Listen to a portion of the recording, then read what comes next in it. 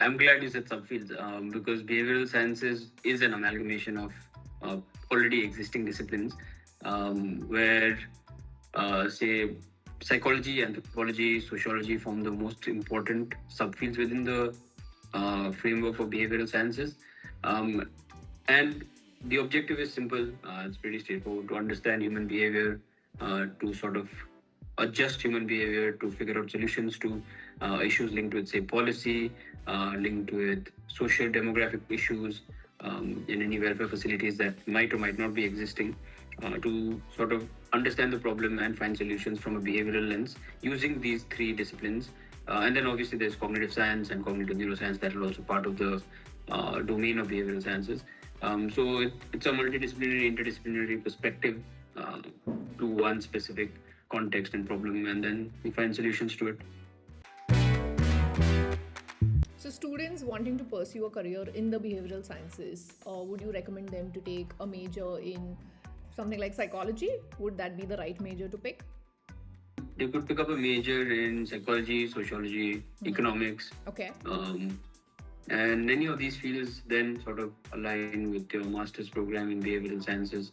Although there are very few universities that offer a master's in behavioral sciences, um, but ideally the whole point is that you come from these disciplines and then you do a research within the domain of behavioral sciences using all of these different perspectives. Yeah, so you do your majors and your masters, etc., in the discipline, and then your research focus then is in the behavioral sciences. However, now because it's a new field, I think the courses are developing which integrates all of this into one course called behavioral sciences. So, for students at OP Jindal, if someone is keen to study behavioral sciences, what does a path look like? What subjects or courses do they need to take? At our university, the behavioral sciences are mostly cross-elective courses. So these are courses that you do beyond your core courses in your program or degree. And it includes stuff like, say, consumer psychology, behavioral economics. These are some courses that exist within the domain.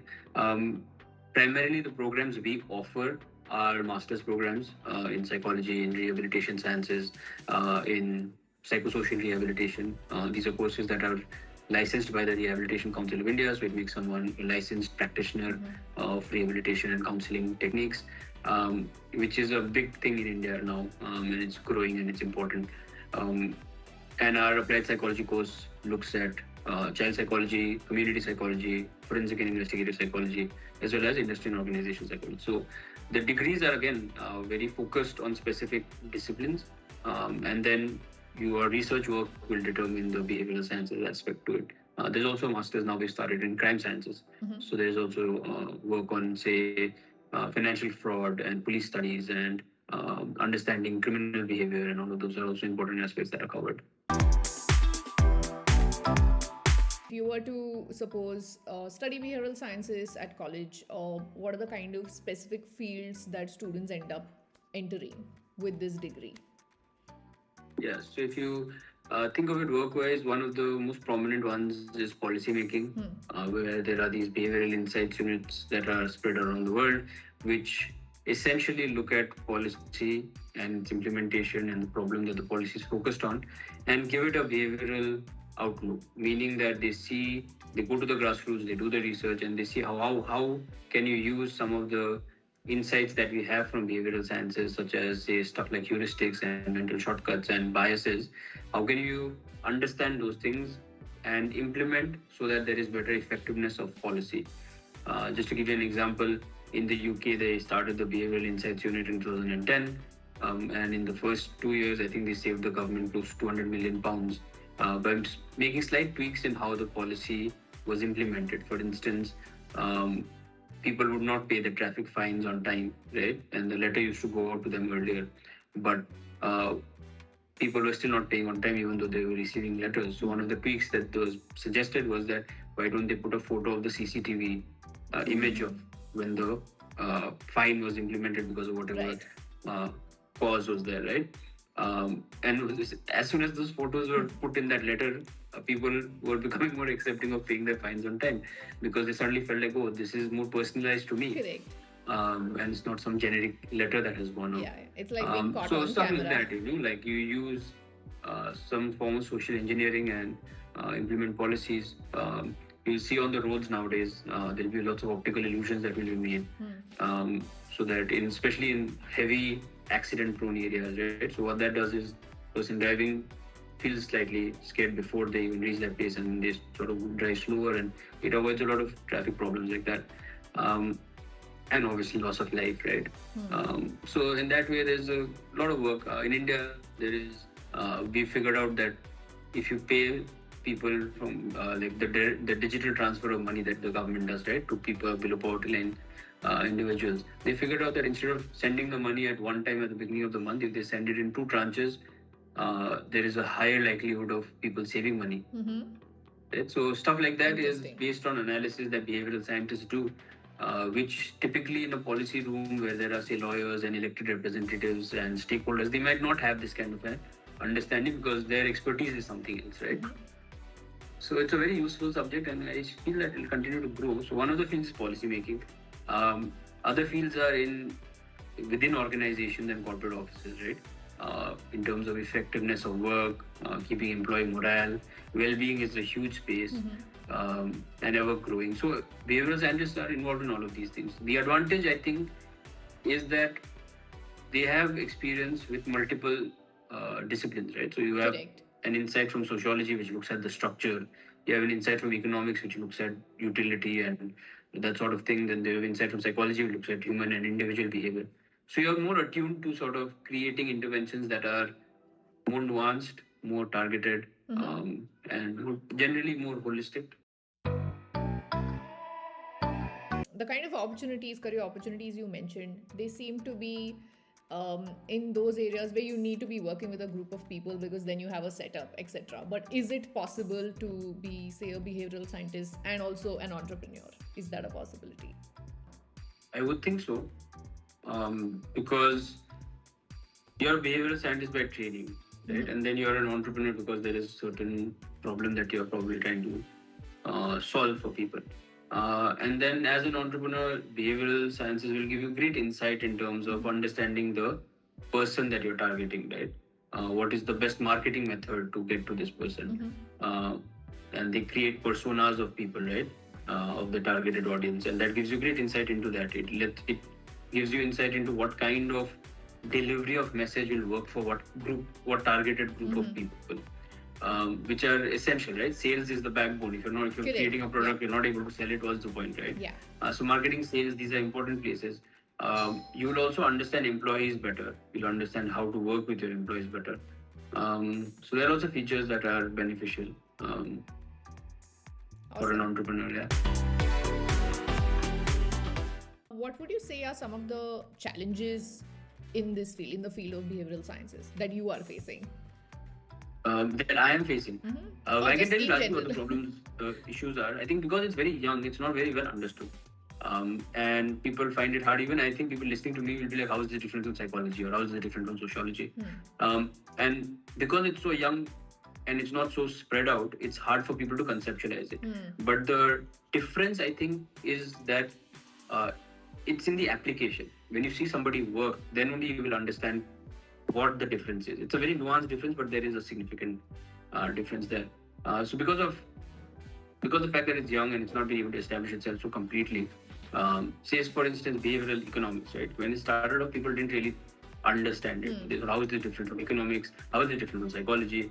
And it took it some while to sort of establish itself in the field, and now it's become more important than economics in many ways. Correct. And even psychology. It's similar for cognitive neuroscience. Emerged from psychology and then integrated stuff like biology within it, and then now it's become a different field altogether.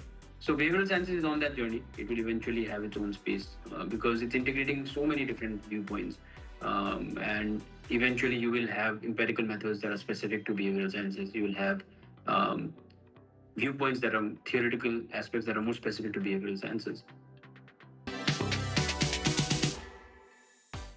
How is AI currently impacting this field, and do you see that it's potentially going to replace behavioral scientists, and to what extent? What are your thoughts on that?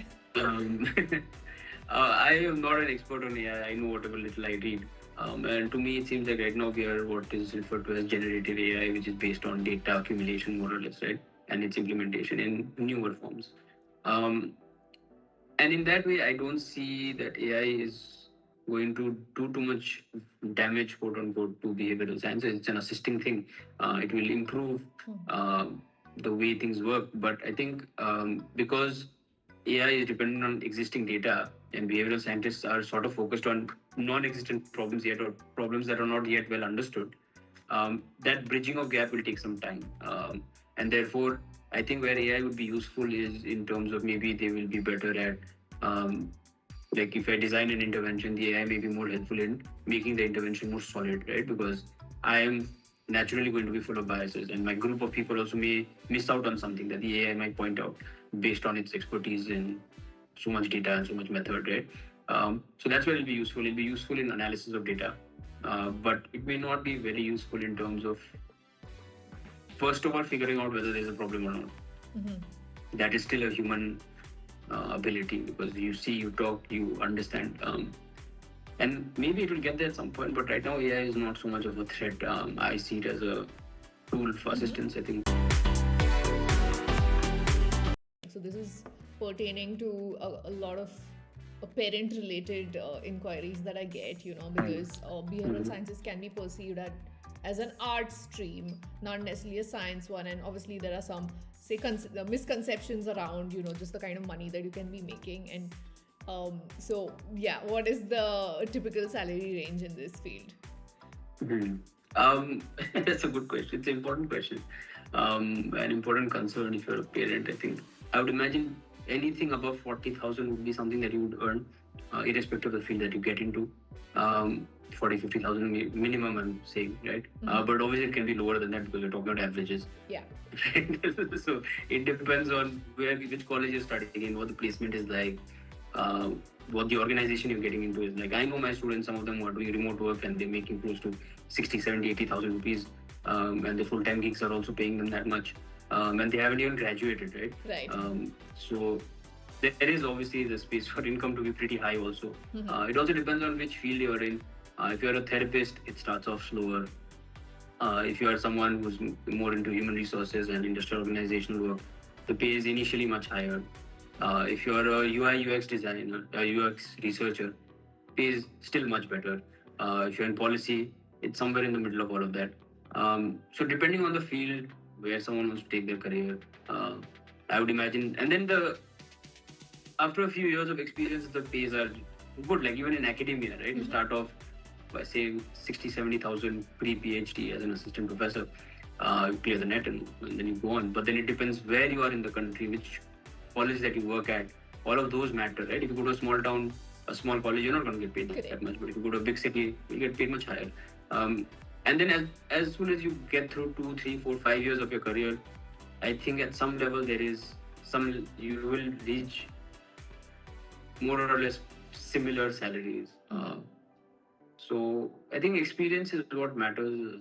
I think that's what I hope parents understand, that immediately after graduation, it's very hard for anyone to be making a ton of money. It takes time, as it would have taken for them, I'm pretty sure.